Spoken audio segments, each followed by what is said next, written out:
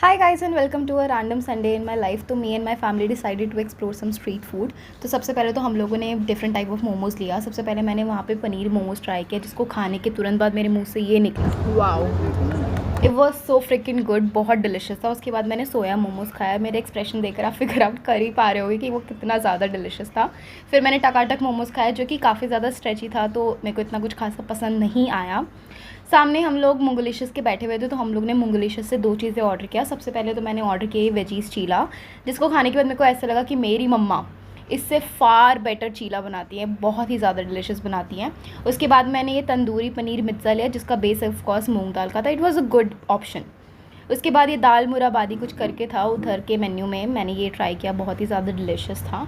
End of course street food खा रहे हैं, गोलगप्पे नहीं खाएंगे, how is that even possible. तो मैंने वो खाया। फिर मैंने आइसक्रीम लिया कन्वीनियंस स्टोर से, और मैं आइसक्रीम खाते खाते घर चली गई। Bye bye.